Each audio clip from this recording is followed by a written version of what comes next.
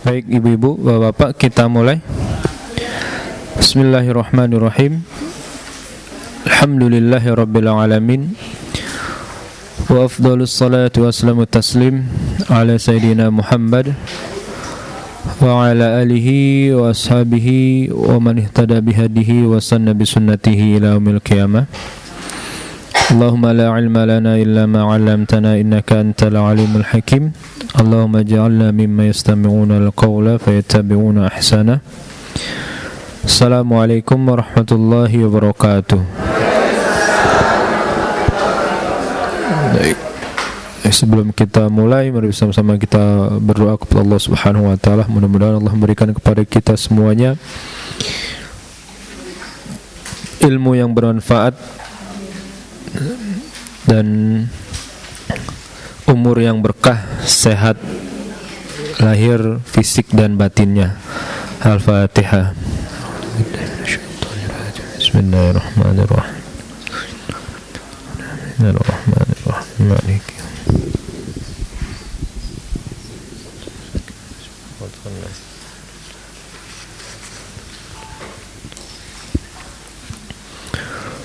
Untuk guru-guru kita dan orang-orang yang mengajarkan kebaikan kepada kita dan para ulama,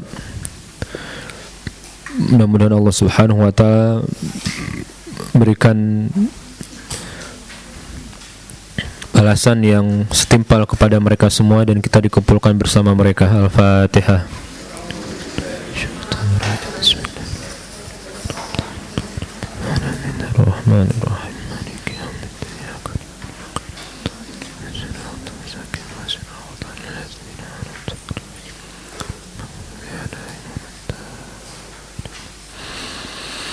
Untuk anak-anak kita, keluarga kita, dan kita semua, mudah-mudahan Allah berikan kebaikan dunia akhirat dan kita semua yang mendapatkan husnul khatimah. Al-Fatihah. Bismillahirrahmanirrahim.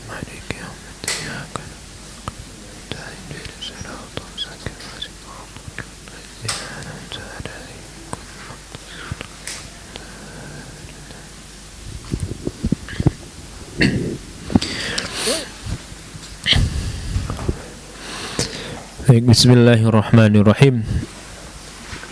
Iqra bismi rabbikal ladzi khalaq, khalaqal insana min 'alaq. Iqra wa rabbukal akram alladzi 'allama bil qalam, 'allamal insana ma lam ya'lam. Insyaallah hari ini kita akan bahas sampai ayat 5 dari surat Al-Alaq. Ya.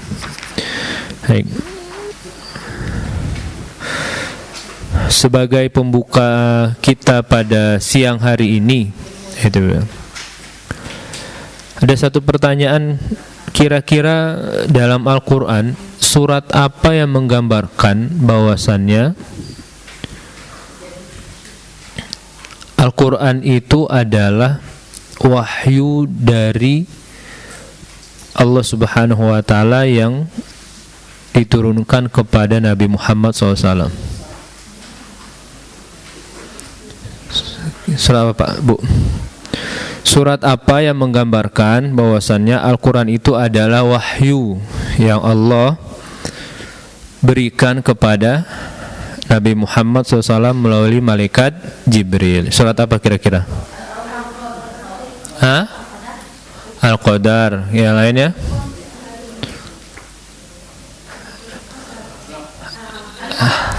Al-Alaq. Al-Alaq. Surat Al-Alaq ini. Jadi yang paling menggambarkan Al-Quran itu adalah bukan buatan Nabi Muhammad SAW, itu adalah Al-Alaq. Al-Alaq. Ya, surat Iqra ini. Itu. Ya. Kenapa? Karena kalau misalnya kita lihat surat-surat yang lain seperti surat Al-Qadar, itu kita tidak tahu bagaimana proses pertama kali Nabi Muhammad SAW menerima Al-Quran ini, menerima wahyu ini. Tapi di surat ini itu jelas sekali gambarannya bahwasannya memang Al-Quran itu adalah bukan buatan Nabi Muhammad. Ya, tapi Al-Quran adalah wahyu yang Allah berikan kepada Nabi Muhammad melalui malaikat Jibril. Itu. Kenapa? Karena bagaimana beliau bisa mengetahui sesuatu padahal beliau adalah sosok yang tidak mengetahui apa itu menulis, apa itu membaca dan sebagainya. Itu. Tetapi beliau disampaikan oleh malaikat Jibril untuk membaca. Maka jawabannya apa? Saya nggak bisa baca. Saya nggak bisa baca. Lalu apa yang semua saya baca? Nah, itu. Nah ini kalau kita melihat latar belakang, kita dapat gambaran ternyata kalau Nabi Muhammad SAW itu diperintah tidak, dan beliau menjawab tidak bisa membaca, dan beliau juga kalaupun disuruh baca bingung apa yang mau dibaca, itu gambarannya kan menunjukkan bahwasannya Al-Quran itu memang bukan buatan Nabi Muhammad. Nah itu Pak. Ya. Maka dalam ayat lain itu makunta tadri mal kitab walal iman. Muhammad itu dulu sebelum diberikan wahyu itu nggak tahu sama sekali Alkitab itu, Al-Quran itu tuh apa. Ya, kenapa? Karena belum dapatkan wahyu. Beliau nggak bisa membacakan apa-apa kalau tidak diberi wahyu. Itu ya. Nah, ayat inilah, surat inilah yang menggambarkan bahwasannya Al-Quran itu memang adalah wahyu yang Allah berikan kepada Nabi Muhammad. Itu ya. Nah, maka nanti para orientalis itu mereka ketika ingin melihat tentang kemurnian Al-Quran itu tidak melihat tentang Al-Qurannya langsung Pak Bu. Itu tidak melihat Al-Quran itu terjaga dari dulu sampai enggak. Yang mereka lihat adalah bagaimana proses Nabi Muhammad SAW itu menerima wahyu Al-Quran itu. Nah, maka mereka itu bilang, ya, Nabi Muhammad itu ketika menerima wahyu itu seperti orang ayan katanya. Nah, itu, ya. Orang ayan itu kumat lalu sadar. Itu. Nah, kalau ini kita mengakuinya seperti itu, berarti Al-Quran bisa dipertanyakan keabsahannya itu. Masa iya ketika menerima Al-Quran Nabi Muhammad seperti orang ayan itu. Orang ayan kan kalau kumat nggak sadar apa-apa. Nah, Nabi Muhammad ketika datangi Jibril ditanya baca itu sadar nggak kondisinya Pak? Karena beliau bisa menjawab saya nggak bisa baca. Nah itu. Nah, kalau orang ayan dia kumat, udah. Setelah itu dia sadar, udah dia nggak tahu apa yang terjadi dan sebagainya. Nah, ketidaksadaran Nabi Muhammad SAW dalam menerima Al-Quran itu nanti yang dipertanyakan, benar nggak Al-Quran ini memang firman Tuhan? Itu karena dia nggak sadar ketika menerima Al-Quran. Itu. Tapi ketika beliau sadar menerima Al-Quran dan dibimbing, udah nggak ada celah. Maka Al-Quran itu adalah benar firman Allah Subhanahu Wa Taala. Nah, itu. Itulah yang orientalis itu memasukkan keraguan-raguan dalam orang-orang Islam Muslim itu. Ya, akhirnya beberapa sarjana Muslim itu dalam hatinya ada keraguan-raguan. Benar ya? Apakah Al-Quran itu firman Allah? Atau jangan-jangan Al-Quran adalah hasil budaya Nabi Muhammad, hasil budaya di mana ketika itu Nabi Muhammad hidup di di zamannya, di dunia Arab dan sebagainya, maka Al-Quran adalah hasil budaya yang ada saat itu. Maka kalau hasil budaya, apakah Al-Quran cocok dengan budaya kita saat ini? Nah itu berarti Al-Quran bukan kitab suci, karena tidak bisa beradaptasi dengan zaman dan lain sebagainya. Nah, itu. Nah, ini kalau misalnya kita yang baru dengar, baru belajar, digituin pusing nggak tuh? Bener ya. Ntar kita keluar dari ruangan nih, iya ya. Jangan-jangan. Nah itu.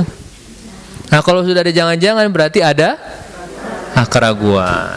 Nah, itu. Makanya ya, Allah tuh menggambarkan kepada kita bagaimana proses pertama kali Al-Quran itu diterima oleh Nabi Muhammad SAW.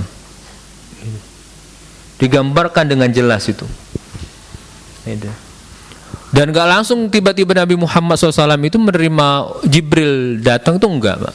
Karena kalau langsung gak ada muqaddimah terlebih dahulu, itu Nabi Muhammad juga kelimpungan juga gitu. Maka pertama kali beliau itu melihat sesuatu dalam tidurnya, ar-ru'ya as-shadiqah, itu mimpi yang benar itu. Beliau didatangi oleh malaikat tapi dalam tidurnya dulu. Dan itu hampir semua, rata-rata para nabi pernah mengalaminya.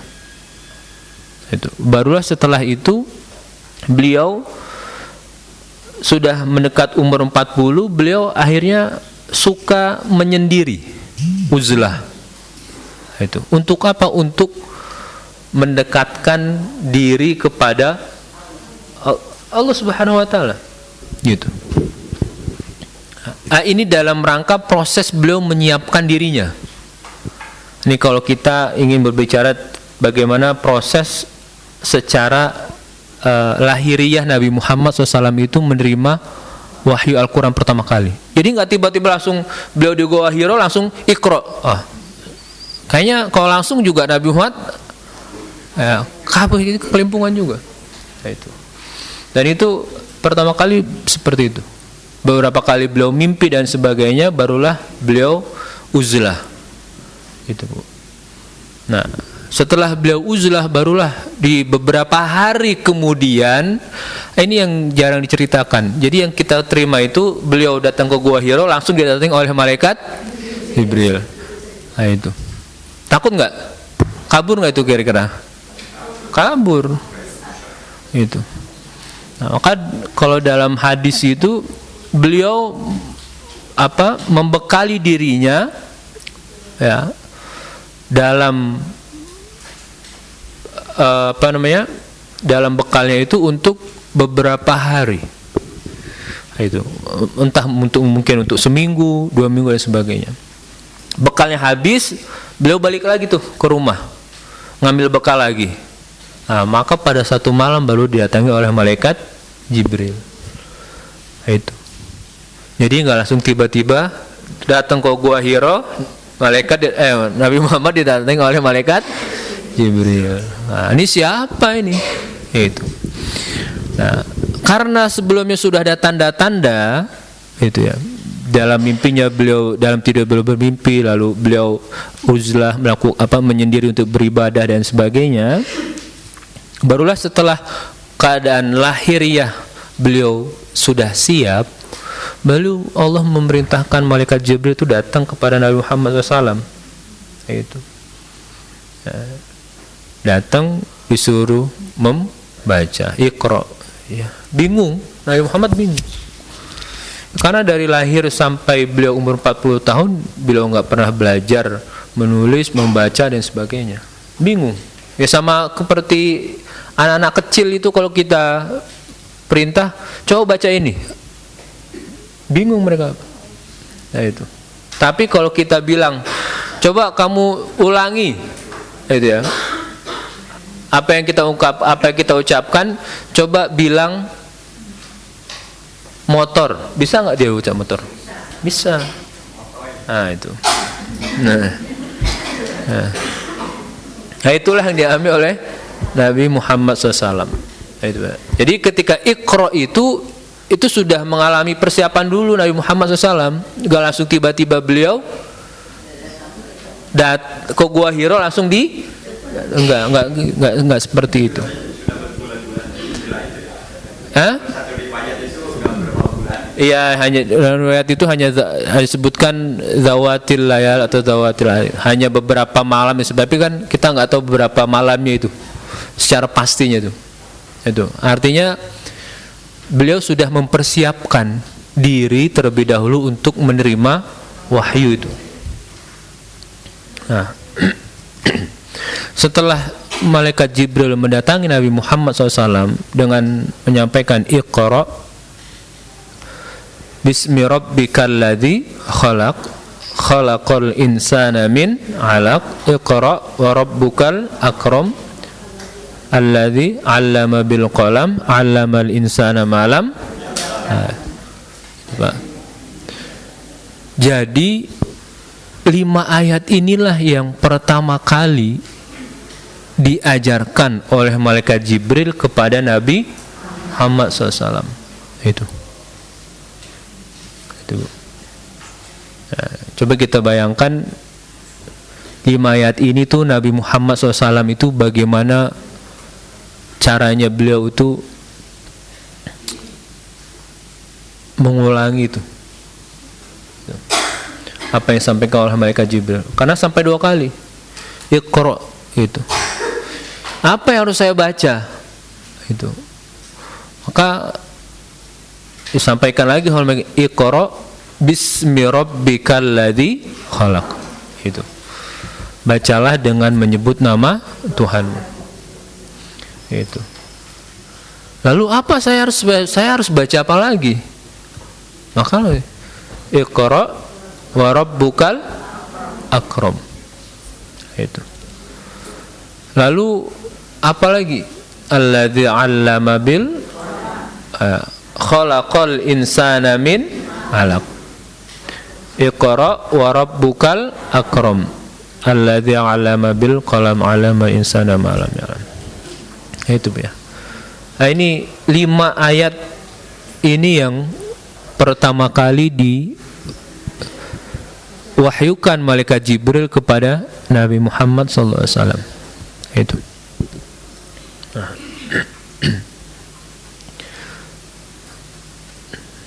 Selanjutnya nanti ada beberapa riwayat lain yang menyebutkan bahwasannya ayat ini itu bukan yang pertama kali turun kepada Nabi Muhammad SAW.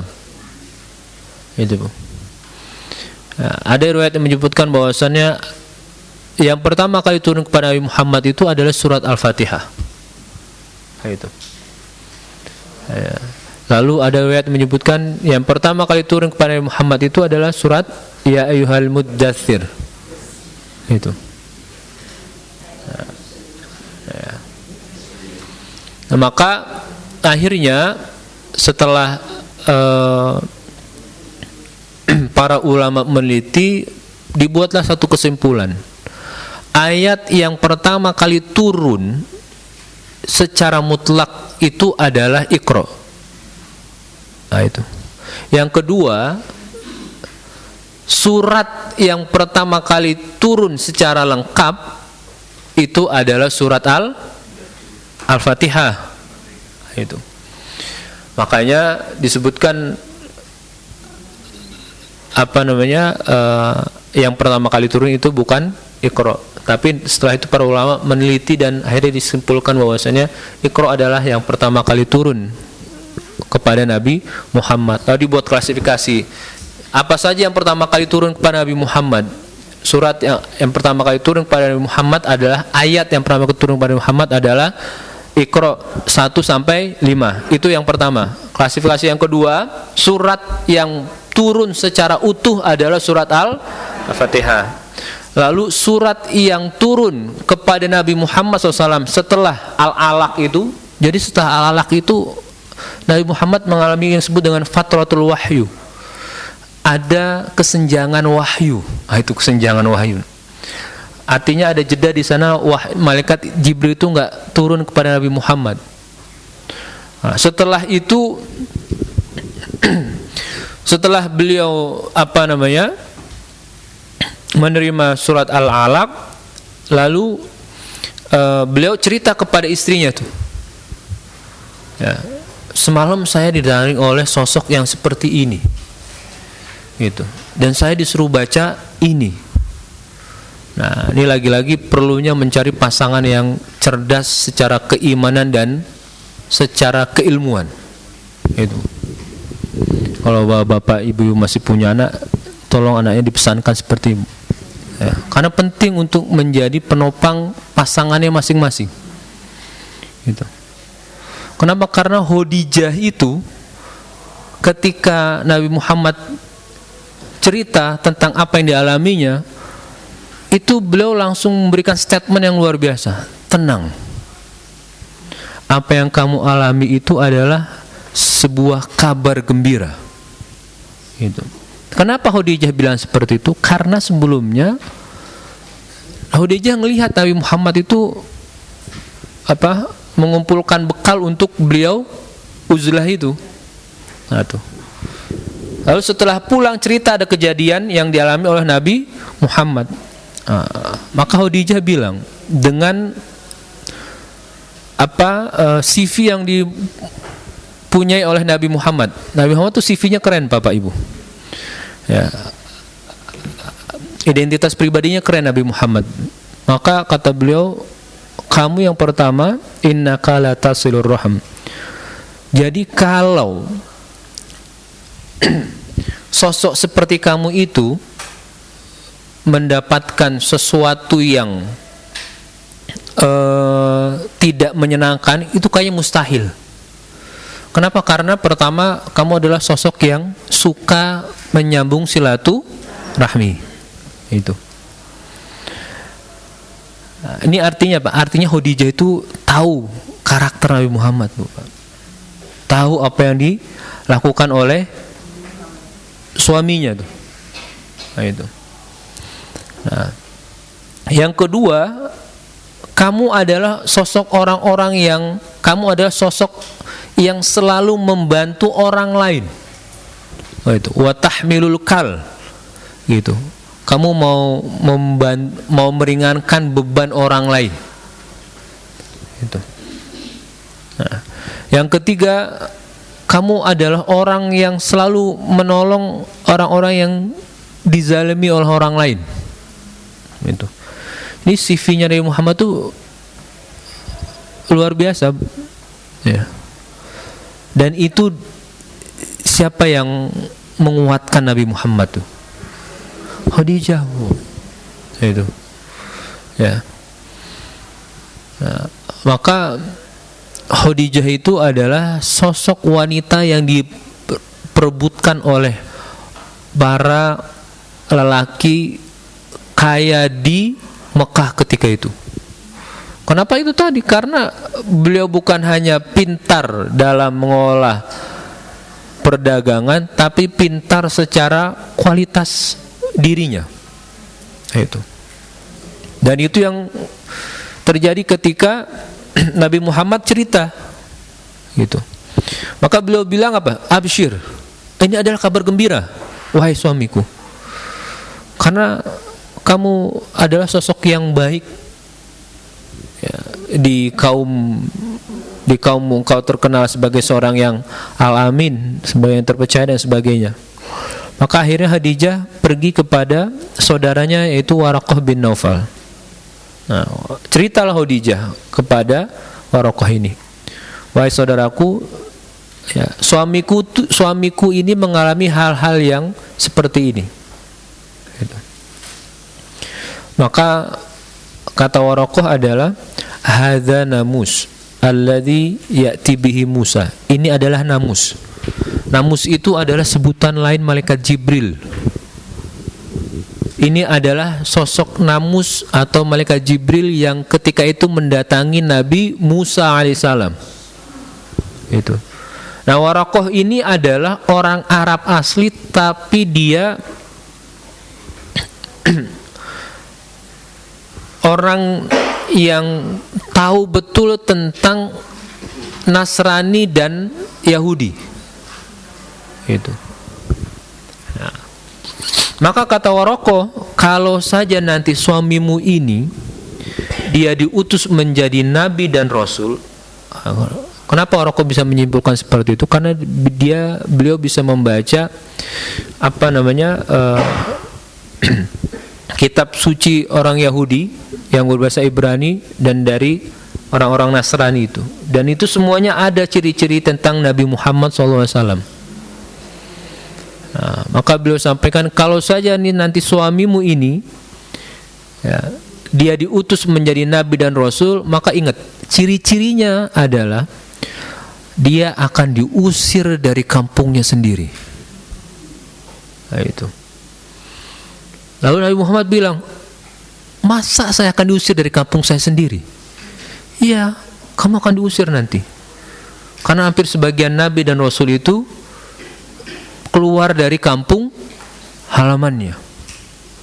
Itu. Dan itu yang terjadi ketika beliau hijrah ke Madinah. Itu. Maka kalau saja saya hidup ketika kamu nanti diutus menjadi nabi dan rasul, maka saya akan beriman kepadamu dan saya akan menjadi orang yang pertama kali menolong perjuanganmu itu. Itu. Ya. Jadi agama ini, Islam itu, ya, yang dibawa Nabi Muhammad SAW itu juga ya, dibantu oleh orang-orang Nasrani ketika itu. Ya, kenapa? Karena yang mencatat tentang sosok Nabi Muhammad SAW itu adalah orang-orang Nasrani. Gitu. Nah, di antaranya ada Waraqah ini. Gitu. Ya. Maka sebenarnya hubungan kita dengan Nasrani dan Yahudi itu mempunyai hubungan yang erat, gitu. Karena sama-sama agama yang mereka mempunyai kitab suci yang Allah turunkan kepada nabinya masing-masing, gitu. Hanya saja setelah meninggalnya para nabi tersebut terjadi penyimpangan yang dilakukan oleh para pengikut orang Yahudi atau Nasrani. Itu ya. Nah, jadi Nabi Muhammad SAW itu ketika beliau menerima wahyu ini, itu tidak seperti yang kita bayangkan. Oh, enak sekali menerima wahyu, sama seperti kita ngajarin anak kita baca Al-Fatihah. Duduk sini, baca Bismillahirrahmanirrahim. Enggak gitu, Bu Pak. Gitu. Ya. Dan itu beliau ketika setelah menerima wahyu nggak datang, beliau naik ke atas gunung. Dan itu beliau punya keinginan mau loncat itu ke bawah itu. Mau loncat dari gunung itu mau loncat ke bawah. Itu. Sempat beliau punya pemikiran seperti itu. Sehingga malaikat Jibril datang menemui beliau bilang, Muhammad anta nabiyun haq. Muhammad, engkau ada seorang nabi yang benar. Itu. Jadi kenabian itu adalah suatu anugerah yang Allah berikan kepada orang-orang pilihan. Enggak semua orang mampu dan kuat tuh. Dan memang butuh persiapan yang panjang. Itu. Enggak langsung tiba-tiba jadi nabi, enggak. Coba Bapak Ibu baca cerita para nabi. Enggak ada yang langsung tiba-tiba jadi nabi, enggak ada. Perjalanan Nabi Yusuf alaihissalam, coba bagaimana cara beliau diuji dan dididik oleh Allah Subhanahu wa taala sebelum diangkat menjadi nabi. Diasingkan dari keluarganya. Itu nggak ada yang mudah. Makanya nabi itu adalah pilihan, orang-orang pilihan. Itu. Nah, hampir semua nabi seperti itu. Nah, dan akhirnya nabi-nabi itu ditutup oleh Nabi kita Muhammad SAW. Dan kalau kita melihat bagaimana perjalanan Nabi Muhammad SAW dari beliau lahir sampai beliau umur 40 sebelum menerima wahyu, coba kalau dibandingkan dengan kita, kehidupan kita saat ini, lebih enak mana? Enggak, maksud saya bukan kehidupan kita saat ini, bukan, enggak. Maksud saya dalam hubungan keluarga gitu. Ya. Untuk keluarga, lebih enak kita atau Nabi Muhammad? Sebelum lahir ayahnya sudah meninggal. Itu. Kita jarang yang ayahnya kita lahir ayah udah enggak, tuh jarang. Jarang, Bu. Itu. Kalaupun ada mungkin ada kasus dan sebagainya. Ya, tapi jarang gitu. 6 bulan ibunya 6 bulan 6 tahun ibunya, ya itu nggak ada kayak gitu. Artinya memang Nabi Muhammad itu memang sudah dari awal disiapkan oleh Allah Subhanahu wa taala untuk menerima wahyu ini. Kapan itu? 40 tahun kemudian. Itu lama, Bu. Gitu. Ya. 40 tahun kemudian. Oleh karenanya, orang-orang yang ingin belajar agama secara instan itu susah untuk istiqomah. Susah untuk istiqomah. Kenapa? Karena itu tadi, Nabi Muhammad saja dipersiapkan oleh Allah Subhanahu wa taala 40. Setelah 40 tahun malaikat Jibril datang, beliau masih gemeter. Nah itu. Maka agama itu perlu namanya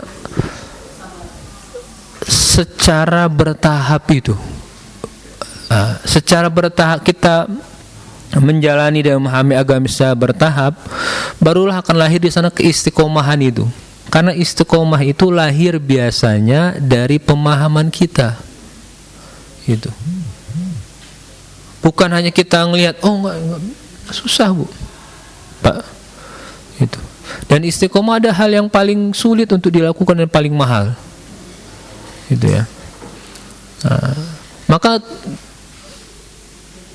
kalau misalnya kita nih kadang rajin, kadang enggak, kadang setengah-setengah, tapi tetap dalam koridor ya. Tetap dalam koridor, itu sudah suatu hal yang luar biasa.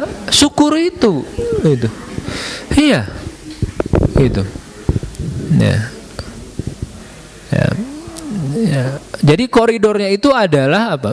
Koridornya adalah selama kita masih melakukan rukun Islam, itu ya, berarti kita masih on the track. Berarti kita masih di jalan yang benar. Iya itu, Pak. Ya. Kita masih sholat 5 waktu, itu ya. Ya, walaupun kadang-kadang sholatnya di akhir waktu dan sebagainya, tapi tetap menjaga sholat 5 waktunya. Ya.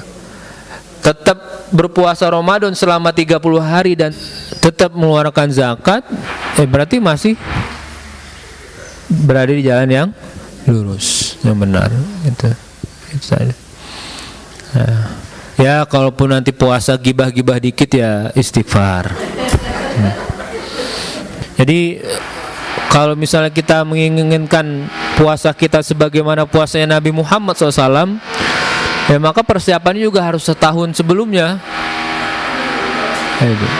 Iya, karena biasanya itu para sahabat itu setelah selesai puasa 6 bulan dari bulan Syawal sampai 6 bulan setelahnya beliau berdoa apa? Allahumma taqabbal minna, ya Allah terima puasa kami 6 bulan. Itu. Coba itu bayangkan. Kita masih ingat nggak mau puasa kemarin? Itu kalau kita inginkan puasa seperti mereka ya kayak itu. Setelah puasa 6 bulan puasa, 6 bulan itu tetap mereka tetap berdoa, ya Allah terima puasa yang kemarin, terima amal ibadah yang kemarin. Setelahnya mereka doa tuh, kalau udah masuk Rajab, Syaban, itu udah tanda-tanda tuh. Dan biasanya sebelum itu ya, udah disiapkan. Itu menandakan apa? Menandakan bahwasannya segala sesuatu itu memang Allah ciptakan secara bertahap. Maka Allah sampaikan di ayat selanjutnya, Iqra bismi bismi rabbik. Nah itu, wahai Muhammad, bacalah pertama. Arti dari bismi rabbika itu pertama, Pak. Kalau kita ingin memulai segala sesuatu, maka sebelum kita memulai dibuka dengan bismillah. Itu yang disebut dengan Iqra bismi rabbik. Itu yang pertama artinya. Jadi dengan dalam keadaan kondisi apapun, kegiatan apapun, kalau kita ingin memulai, maka mulailah dengan bismillah. Itu ya. Apapun aktivitasnya, bukan hanya membaca Al-Quran. Yang kedua, kalau kita ingin memulai aktivitas apapun itu bentuknya, maka pintalah pertolongan kepada Allah Subhanahu wa taala. Jadi bismi rabbika itu adalah artinya adalah kita menyebut nama Allah dengan memohon pertolongan darinya. Itu.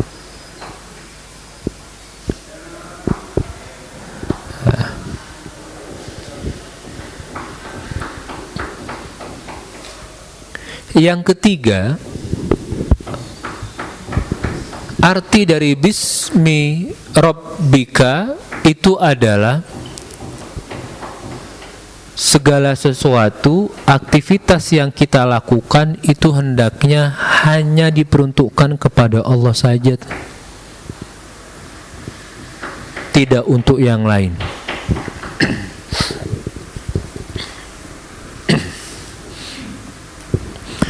Maka yang pertama itu Nabi Muhammad SAW menyebutkan dalam hadisnya, kullu dzibalin, segala sesuatu yang tidak dimulai dengan bismillah, maka dia keberkahannya berkurang.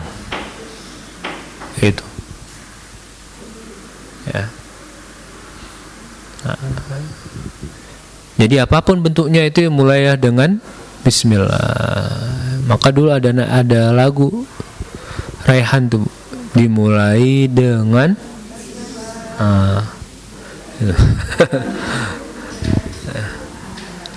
ya. Yang kedua itu, Pak, kalau kita ingin melakukan segala sesuatu yang itu kita niatkan dan sebagainya, maka jangan lupa untuk mengikut sertakan Allah Subhanahu wa taala dalam aktivitas itu. Bagaimana mengikut sertakan Allah Subhanahu wa taala? Dengan kita meminta pertolongan darinya. Ya Allah, berikan kemudahan, ya Allah mudahkanlah. Itu. Ya. Ya Allah, lancarkan. Itu. Ya. Yang terakhir, kalau kita melakukan amal, maka ingat surat Al-Ikhlas. Semuanya hanya ditujukan kepada Allah Subhanahu wa ta'ala. Lalu yang kedua, kenapa surat ini itu tidak menyebut dengan kata bismillah, tapi menggunakan kata bismi rabbik? Padahal dalam segala sesuatu kita dipinta untuk mengucapkan bismillah atau bismi rabbik. Bismillah. Tapi kenapa di sini kok disebutkan dengan bismi rabbik? Sang pencipta. Kenapa kita dipinta untuk menyebut nama sang pencipta bukan dengan nama Allah?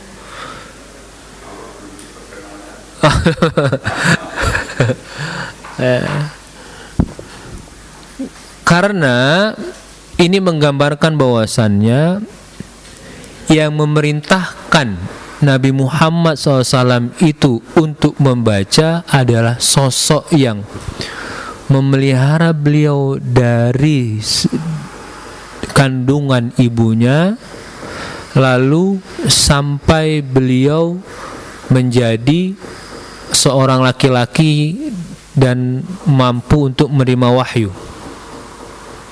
Nah, maka di sana ada pemeliharaan Allah Subhanahu wa taala. Di sana ada cara Allah Subhanahu wa taala mendidik Nabi Muhammad SAW. Gitu.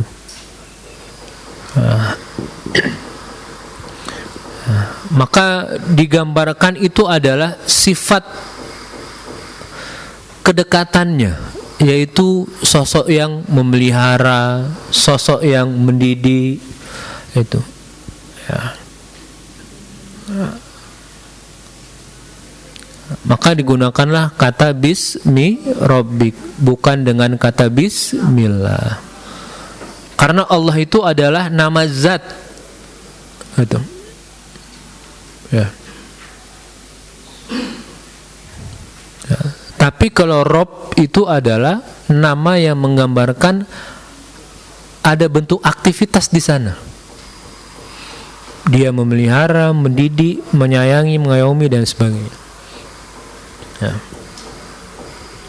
Dan ini menggambarkan bahwasannya Nabi Muhammad SAW itu memang benar langsung dididik oleh Allah Subhanahu wa taala. Itu.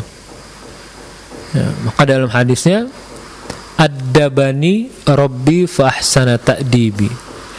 Jadi yang mendidikku, ya, yang membuatku itu menjadi sosok yang beradab itu adalah Tuhanku yang mendidikku. Maka disebutkan dengan bismi rabbik. Berarti Iqra bismi rabbika ladzi khalaq. Nah, selanjutnya, Pak. Bismi rabbika itu, ya, para ulama itu menyimpulkan dari ayat ini bahwasannya hal yang paling utama dan pertama kali yang harus diketahui oleh manusia itu adalah ma'rifatu rabbih atau ma'rifatullahi. Jadi hal yang paling pertama perlu kita pelajari, perlu kita ketahui untuk diri kita itu adalah pengetahuan tentang siapa Tuhan kita.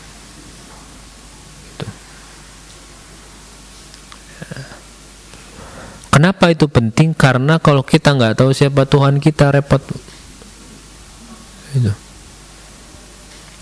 Dan ini juga yang perlu diajarkan kepada anak-anak kita.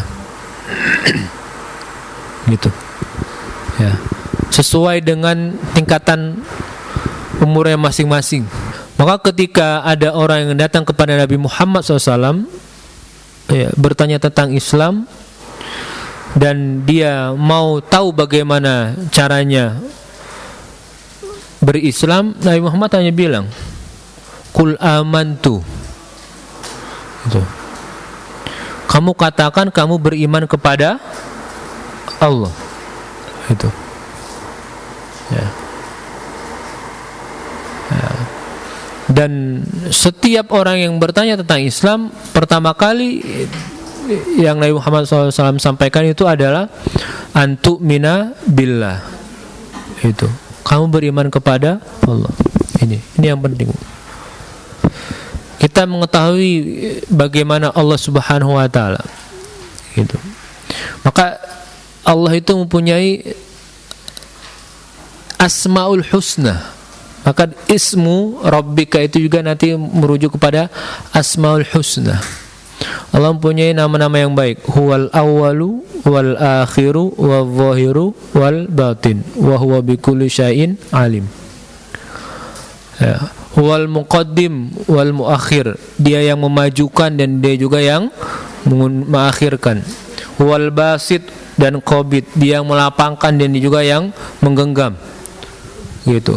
Mu'iz dan muzil, dia yang memuliakan dan dia juga yang menghinakan. Itu yang perlu kita pahami dari pengetahuan kita tentang Allah Subhanahu wa taala. Bismi rabbika itu ya, bisa kita ambil kesimpulan bahwasannya hal yang pertama kali perlu kita ketahui adalah terkait dengan pengetahuan kita kepada Allah Subhanahu wa taala. Alladzi khalaq, itu dialah yang menciptakan. Itu. Nah, maka salah satu ciri kalau ada sesuatu itu mengaku dirinya sebagai Tuhan, harus dia mempunyai kemampuan ini, yaitu menciptakan, kemampuan untuk menciptakan sesuatu. Kalau ada sesuatu yang mengaku dirinya sebagai Tuhan, dia harus mempunyai kemampuan ini. Nah, itu. Tapi kalau dia nggak mampu untuk menciptakan, maka dia bukan Tuhan. Ya, karena Tuhan itu mempunyai kemampuan untuk membuat segala sesuatu. Maka disebutkan Bismi rabbika alladzi khalaq. Dia harus punya kemampuan ini, Tuhan itu. Jadi Muhammad, kamu sebut nama Tuhanmu. Tuhan saya yang mana? Karena para nabi-nabi dulu juga itu dihadapkan dengan orang-orang yang menentang tentang keberadaan Tuhan. Gitu. Nabi Ibrahim juga berhadapan dengan kaumnya yang mempertanyakan tentang Tuhan. Itu. Ya, maka beliau bertanya kepada kaumnya, siapa Tuhanmu? Kaumnya menjawab, Tuhan kami adalah bulan. Bulan malam tidak ada, berarti bulan enggak. Jawab lagi, Tuhan kami adalah matahari. Siang enggak ada, berarti mataharinya menghilang. Siapa Tuhannya berarti?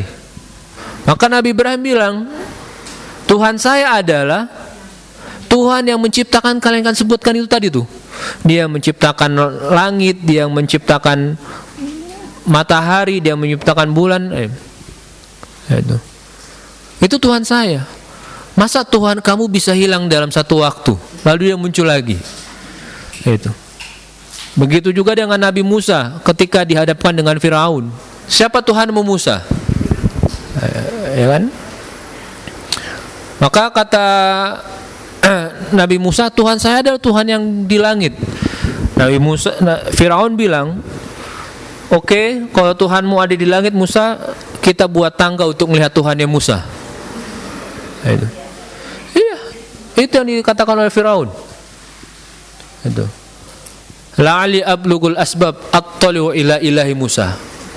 Kita buat tangga, saya mau lihat ada enggak Tuhan Musa itu di langit. Nabi Musa akhirnya Allah berikan wahyu. Coba jawabnya seperti ini. Rabbukum wa rabbu abaikumul awwalin. Firaun, Tuhan saya itu adalah Tuhan yang disembah oleh nenek moyangmu dulu. Kalau nenek moyangnya dulu menyembah Tuhan, berarti Firaun bukan keturunan Tuhan. Berarti dia adalah menjadikan orang yang menjadikan dirinya sebagai Tuhan. Dan itu yang dialami oleh para nabi. Maka ketika Nabi Muhammad diperintahkan, Iqra bismi rabbikal ladzi khalaq. Ini nanti beliau akan hadapi dengan orang-orang kafir Mekah. Gitu. Karena orang kafir Mekah itu meskipun mereka semua percaya ya Tuhannya adalah Uzza dan sebagainya, dan mereka yakin yang menciptakan itu adalah Allah, tapi itu semua nggak mempan. Dan ketika Allah sampaikan kepada Nabi Muhammad, sampaikan kepada mereka, Tuhanku adalah Tuhan yang menciptakan kalian semua. Udah.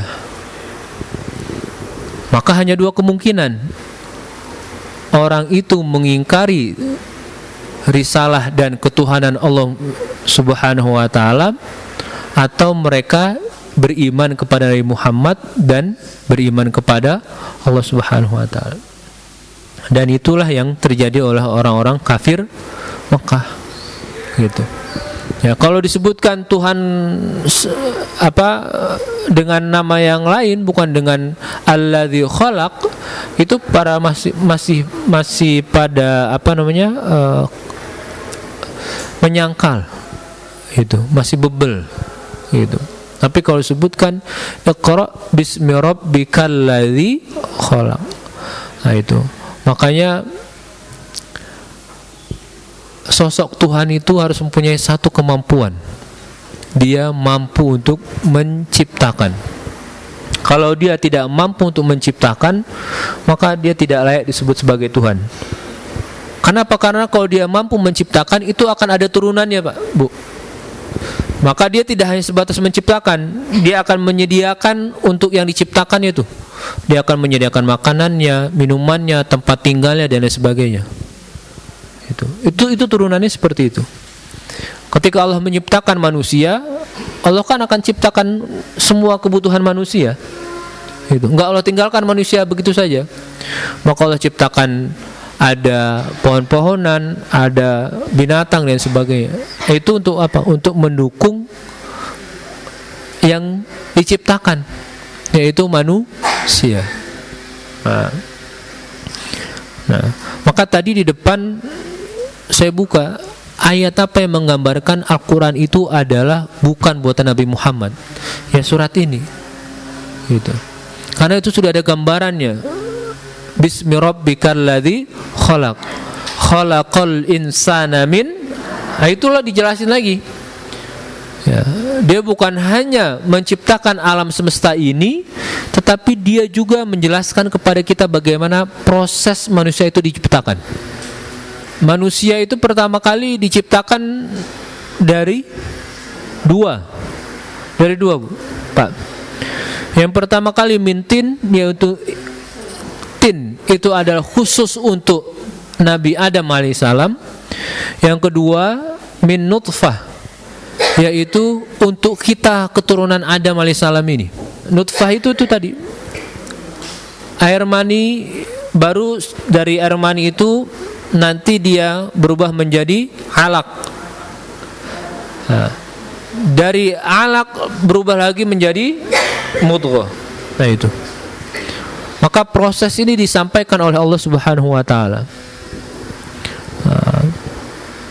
Jadi Tuhan yang Maha Kuasa itu, dia bukan hanya saja mampu untuk menciptakan, tapi dia juga mampu untuk menjelaskan bagaimana proses penciptaan manusia itu. Nah, kalau sekarang kita tanya kepada tukang kayu, bisa nggak dia menjelaskan bagaimana cara untuk membuat kursi atau meja itu? Bisa, karena dia tahu proses dari awal dan lain sebagainya. Nah, itu. Nah, Allah itu menggambarkan kepada kita seperti itu. Tuhan yang layak disembah itu adalah bukan hanya dia mampu untuk menciptakan, tapi dia juga bisa menjelaskan proses dari awal itu.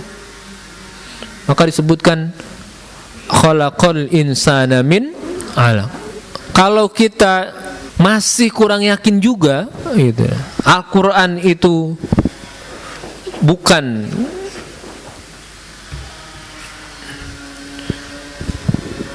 wahyu atau firman Allah Subhanahu wa taala, ya, maka coba kita baca ayat selanjutnya. Iqra wa rabbukal akram. Kenapa di sini di ayat kedua hanya disebutkan khalaqal insana min alaq, padahal di ayat pertama disebutkan alladzi khalaq, dialah yang menciptakan. Tetapi di ayat kedua Allah hanya menyebutkan satu saja ciptaannya, yaitu manusia. Apa alasannya kira-kira Bapak Ibu? Kenapa Allah sebutkan manusia saja, padahal di ayat pertama alladzi khalaq, dialah yang menciptakan. Artinya dia menciptakan semua alam semesta ini. Tapi di ayat kedua Allah menyebutkan khalaqal insana min, hanya menjelaskan satu saja, hanya menjelaskan satu jenis ciptaannya, yaitu tidak menjelaskan yang lain. Itu kenapa kira-kira?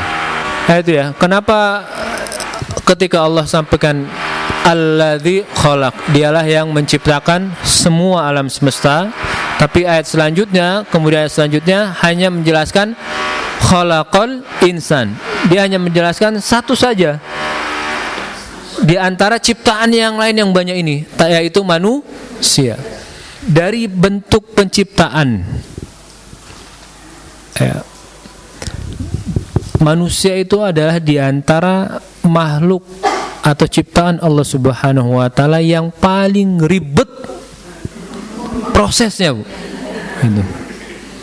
Itu. Maka nanti kalau manusia lahir ke dunia ini dia menjadi ribet, itu biasa. Jadi manusia itu adalah perlu dalam proses penciptaan itu banyak sekali campur tangan orang lain. Itu. Ya, dari awal manusia diciptakan Nabi Adam alaihissalam, itu bukan lewat perantara, langsung Allah turun tangan. Coba kebayang nggak itu?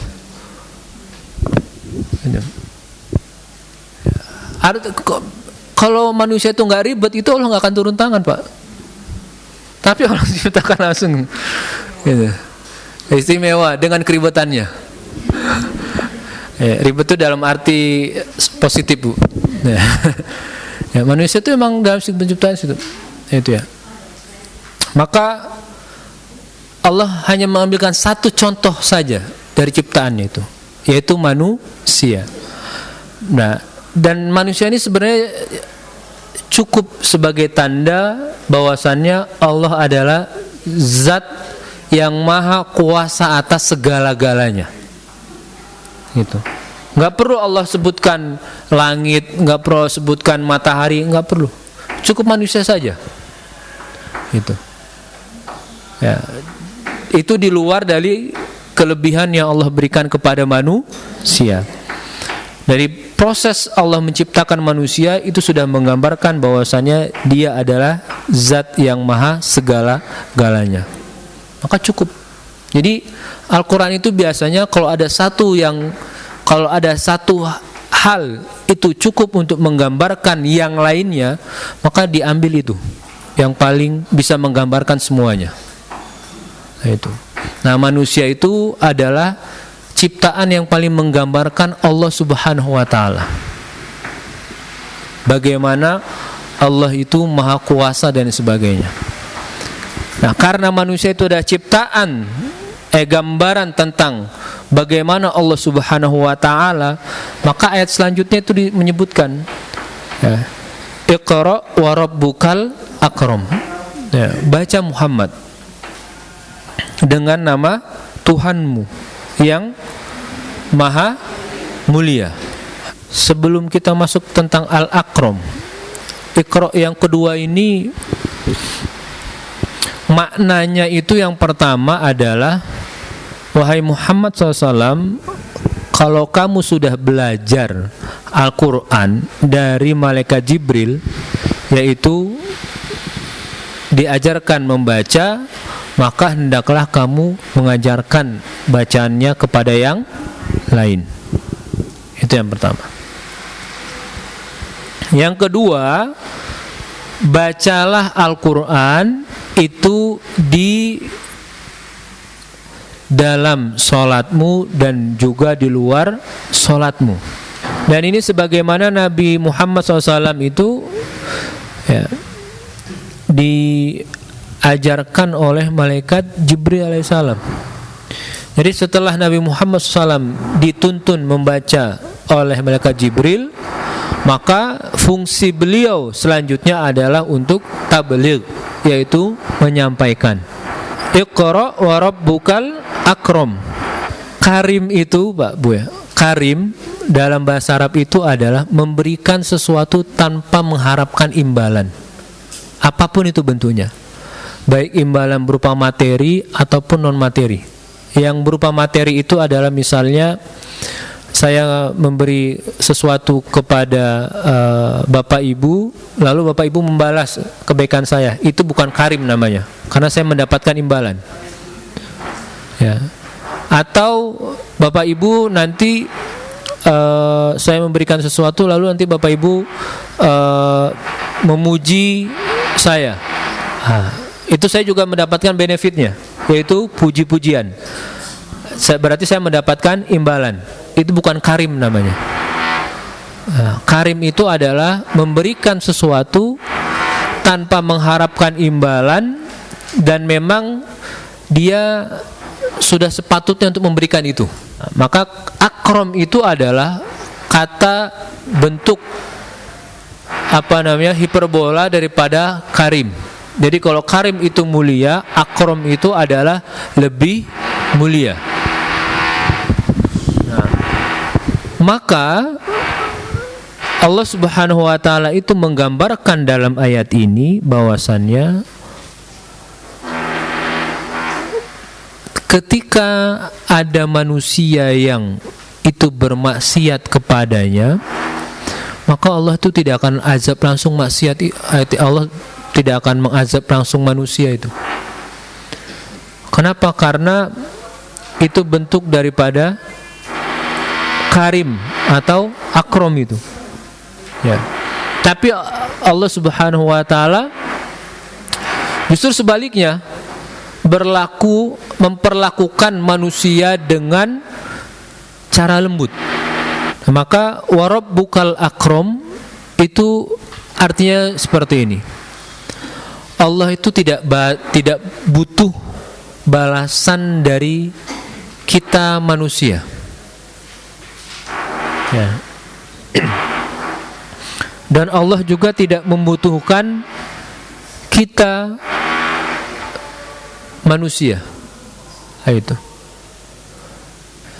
Dan itu menggambarkan bahwasannya memang Allah itu akan memberikan kepada manusia segala sesuatu kebutuhan manusia tanpa dipinta. Itu. Dan Allah juga tidak akan mengharapkan balasan dari manusia. Tetapi manusia nggak bisa kayak begitu, Pak. Gitu ya. Ya, manusia ya, kalau dia memberikan sesuatu dalam keadaan normal, dia tidak akan mengharapkan balasan tuh. Tapi nanti suatu saat dia butuh, dia akan mengharapkan balasan. Itu. Allah nggak seperti itu. Nah, ini gambaran bagaimana Allah Subhanahu wa taala itu ghaniyun an ibadihi. Allah itu nggak butuh hambanya.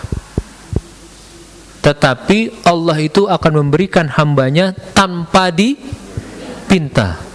Itu. Ya, maka kalau ada Tuhan yang seperti itu sangat-sangat layak untuk disembah. Karena dia tahu alladzi khalaqal insan, dia menciptakan manusia.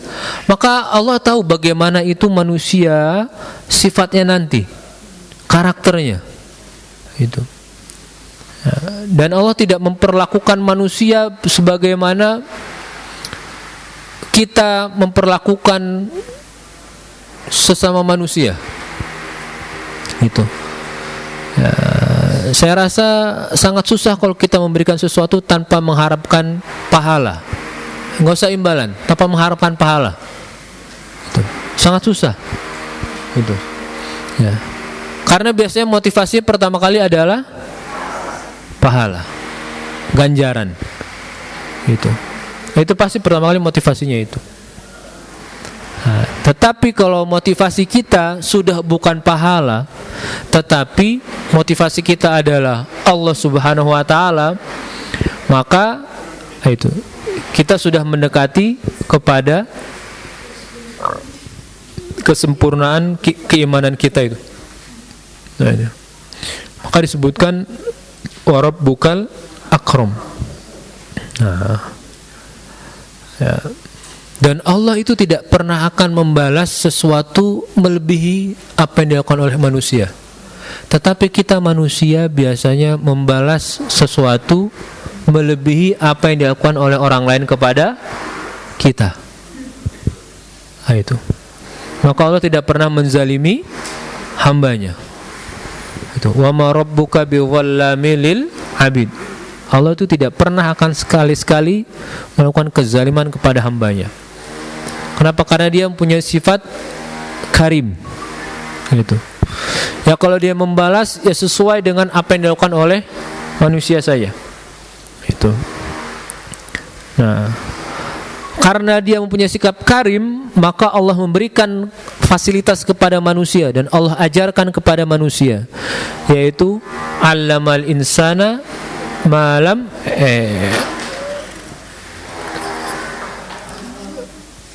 alladzi 'allama bil qalam. Itu.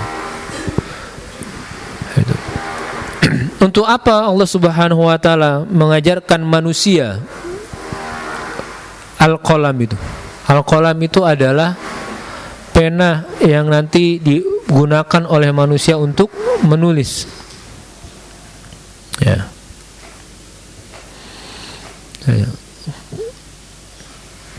Karena untuk kebutuhan manusianya sendiri.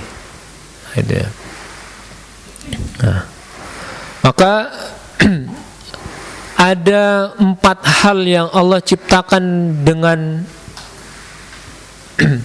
tangannya, dengan kekuasaannya sendiri.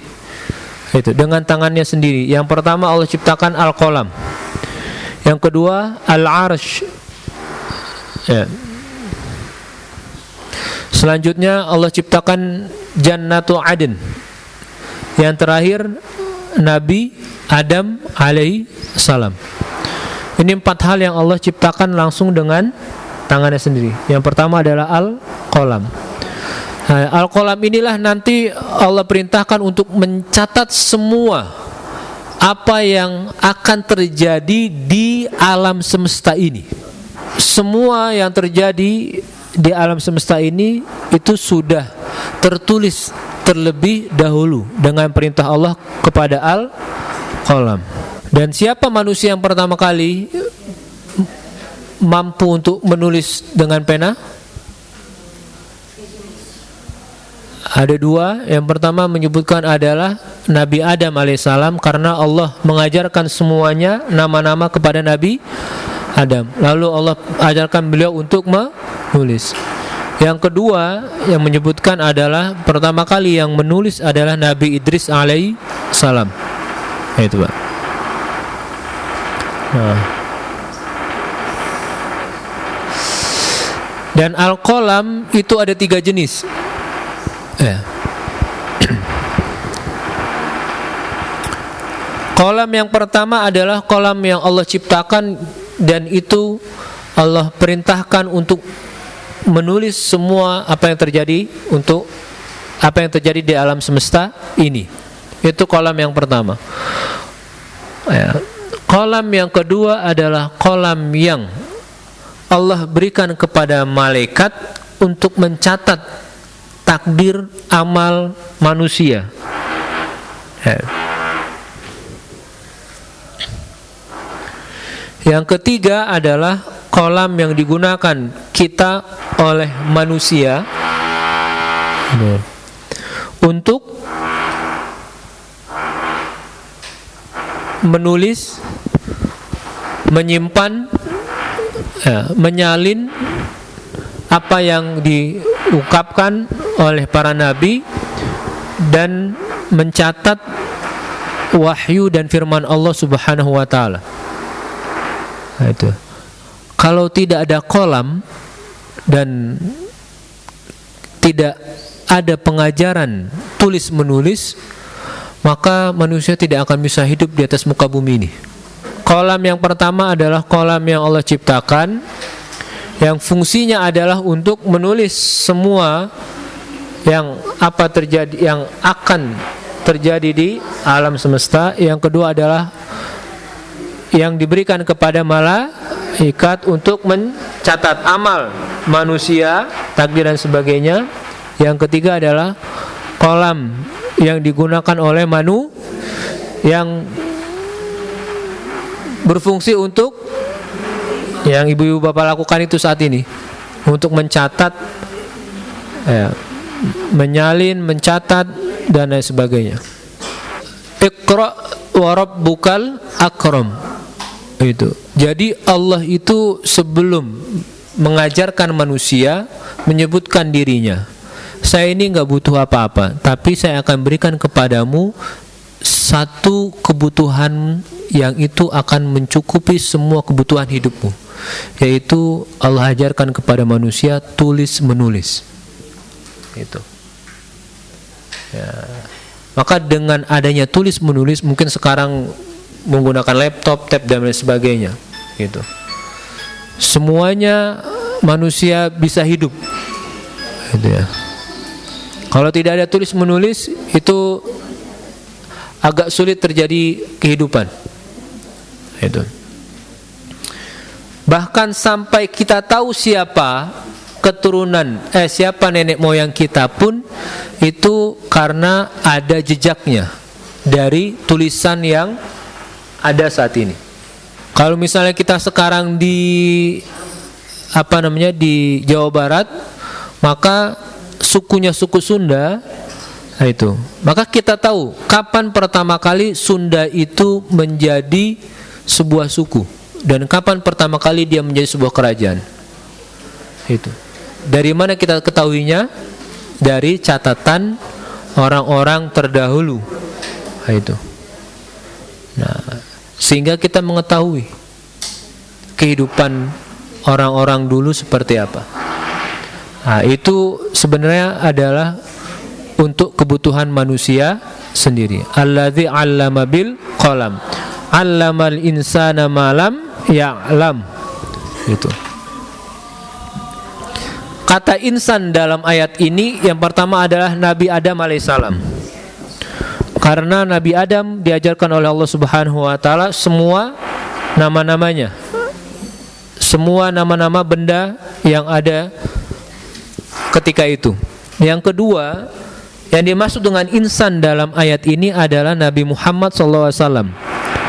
Kalau biasanya manusia itu menjadi tahu karena dia belajar, maka Nabi Muhammad menjadi tahu tanpa perlu belajar seperti manusia, tetapi langsung diajarkan dan diwahyukan.